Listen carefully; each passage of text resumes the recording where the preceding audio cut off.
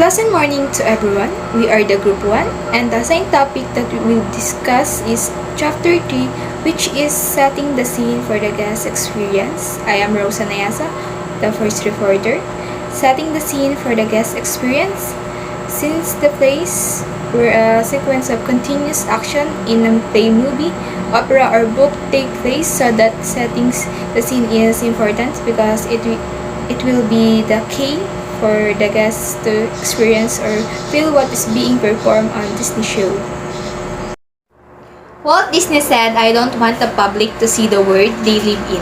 While they're in the park, I want them to feel they're in another world."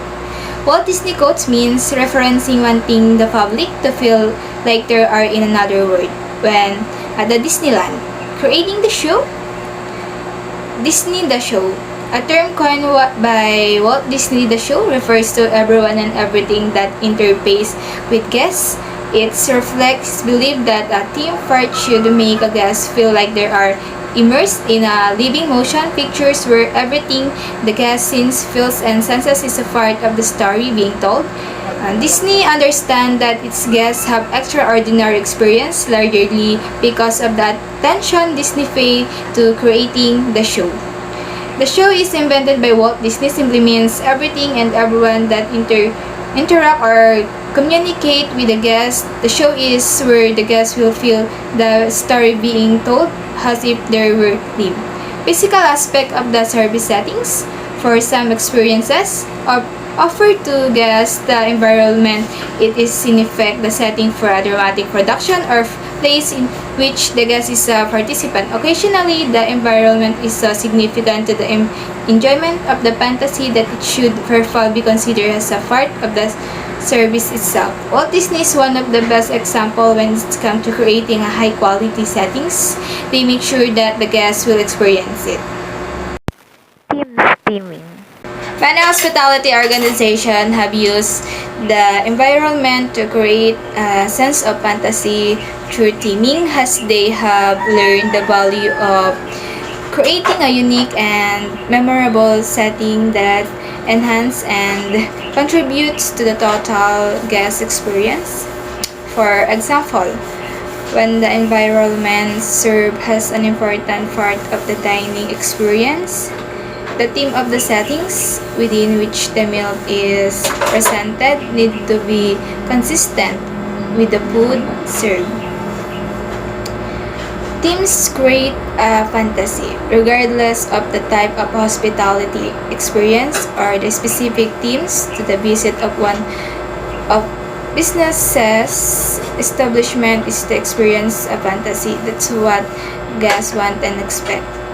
The details of the environment and employees are carefully themed, organized, and presented around a unifying idea, often a fantasy idea, to create the feeling within the guest that every part of the environment is an accurate representation of what the guest might reasonably expect to see if the fantasy were true. This is what the guest audience should be able to carry or feel that the word or environment most likely. For example, in a fantasy services, the animation of magical in the story should bring the feelings and emotions of the guest. The theme or not the theme. Theming can effectively tie all the elements of the service experience together, yet by its very nature, a theme service may limit the appeal of the service offering to some people, and theming also limit the sort of new venture or service product that such as a company can provide, because any new element must remain consistent with the theme. Therefore, the decision whether to theme or not must be considered very carefully.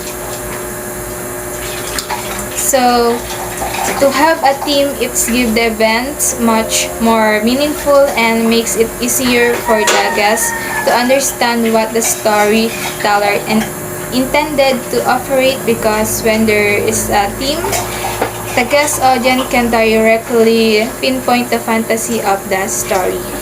The team also serve as the guide so that the story doesn't get messy because there is a theme to follow. In the other hand, the theming is not always appropriate because it's limit the things you can offer the guests. So by focusing on it, don't worry that the theme that should just revolve around the story. You can give chance that other idea because you must be focused on that one specific theme. Maintaining fantasy illusion. Control and focus to maintain the illusion of fantasy in a team service setting. The experience has its true or any good story must be controlled and focused. In a theme park, most attractions are designed to control the experience. Rides are designed to give guests the feeling of moving through a story. Guests are positioned to see the right visual cues and not the wrong ones.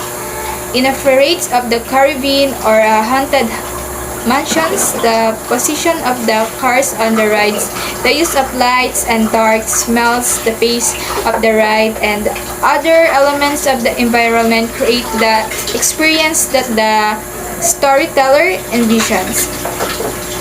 Maintaining that show will run smoothly. It should make the guests feel what they want to feel and understand for what the storyteller wants them to see. Architectures, the same idea of having the attention of guests engaged in specific things that will reinforce the experience or a story. It's carried forward in the architectural theming of the hospitality organizations. For example, the Close K Hotel in Finland was created with a theme based on the Finnish national epic Kalevala. The designers studied the story and Finnish history to realize that the country and Kalevala are about strong contrasts, life and depth, light and dark. Pride and humility, their task was to weave or this contrast into a theme in a way to evoke the story. Catching the attention of the guests can be done also in architecture design in every show because it's give profound impact. Sign and sounds, music's very important in a show. It flip up the mood and every scene and to be emotionally attached the guests. Why is the environmental important? Its influences, creates and maintain the mood and has positive effect on employees. Kaya mahalaga na pagtuunan ng pansin ang environment, especially if there are problems related to it. Also, the environment serve several functional purposes as a part of the service itself. The hospitality industry known that environment are key part of the service product and carefully plans their service settings para ma-ensure na bawat components na madadagdagan sa team nila ay makapag-provide ng memorable experience.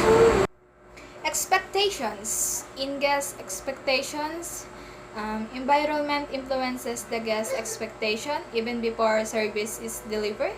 If the surroundings is clean, it will attract customer, but if not, expect a negative feedback and less customer.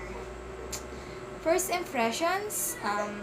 First impression is important, especially in this field. If a first-time customer see how clean your place is, plus the good quality of the food and good service, it will mark on their head that your business is the best. Restroom test. Some of us do the restroom test. We will base on our next visit in the place if the restroom is clean. Guest mood. The environment set and maintain the mood after the guest begins the guest experience. Once the guests enter the Magic Kingdom, the entire focus is on establishing the fantasy and maintaining the magic. One way to do so is to maintain the consistency between what the guests expect to see and what the guests actually see. Guests expect the cast member in Disney costume to stay in character. And they do. They are not allowed to speak because if they did, Mickey would probably not sound the way he does in the cartoons. Better to make guests wonder than to disappoint them. In a similar effort to use the environment to set the mood, Disney spent considerable money on ensuring that the park grounds are clean, the lawn carefully manicured, and the flower always in bloom. The company has learned through studies of guests that people associate clean and orderly with safe and high in quality. They know that everyone has been to a typical amusement park and seen the dirt and debris scattered all over the ground. Walt Disney wanted to differentiate his park from traditional amusement park, and cleanliness is one way to do so. The real world is not always a clean place. So providing a sparkling clean park is yet another way to enable guests to leave the outside world behind and feel safe in the fantasy environment that Disney has created. Employee satisfaction. A contribution of the service setting to the guest experience is its effect on the group of people who do not even use the service. The employee who co-produce it, although the environment is designed primarily to enhance the guest experience, insofar as possible, it should be supportive of and compatible with the employee's experience as well. Nobody wants to work in a dangerous or dirty environment. Care and attention to environmental details show employees that the organization is committed to guest satisfaction and service quality. Yet, employees note that any company that spends the amount of time and energy yet does on the detail of the hotel, even on those details that most guests will never notice, must really care about the quality of the guest experience.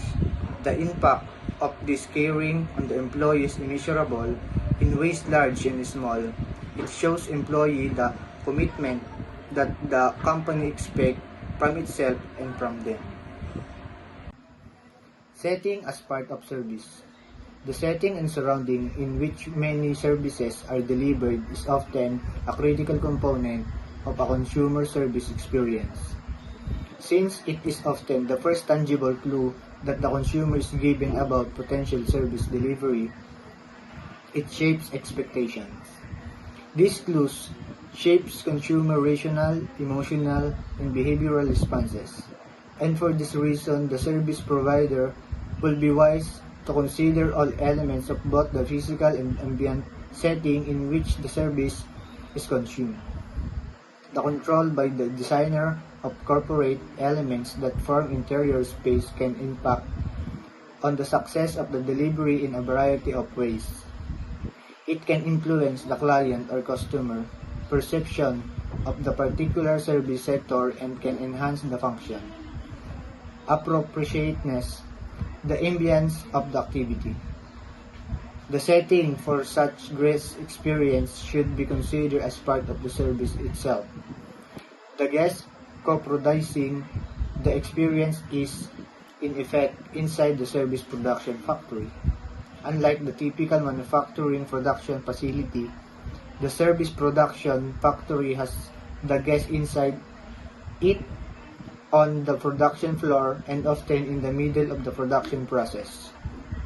When the guest is present and co-producing the experience in the hospitality service factory, the setting presents a major part of what the guest is paying for and seeking for the guest experience. Function value of the setting. The environment is important for several pragmatic functional reasons. The guest relies on the hospitality organization to create an environment that is safe and easy to use and understand. The environmental features must be such that the guest can easily and safely enter, experience, and then leave without getting lost, hurt, and disoriented. For the modern hospitality organization, the issue of safety and security has become more important than ever before. People worry increasingly about whether they will be safe from harm or injury when they go to a restaurant, hotel, or convention or travel.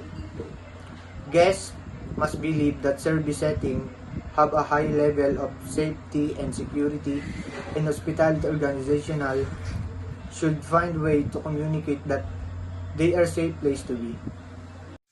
Environmental components has five components, which is ambient condition, spatial use, functional congruent, signs, symbols, artifacts, employees and other guests. Servicescape is the total environment in which the interaction between a customer and a service provider take place and which differentiate the customer. Responding the servicescapes. Servicescapes has three types: psychological responses, cognitive responses, emotional responses. Psychological responses. It has three types of psychological responses. The sense. It results primarily from the servicescape's effects on the guest sense. Information processing. It responds to the environment is the new information processing capabilities of the brain.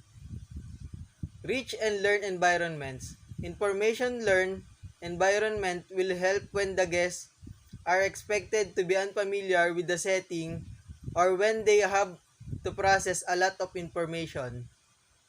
Cognitive responses. It's an impact of an experience depends on the knowledge the guests bring to the experience. Two types of cognitive responses: expectation and servicescapes. Emotional responses have two distinct elements of interest to the hospitality organization. First is the degree of arousal and the second is the amount of degree of pleasure. This pleasure that the experience represent.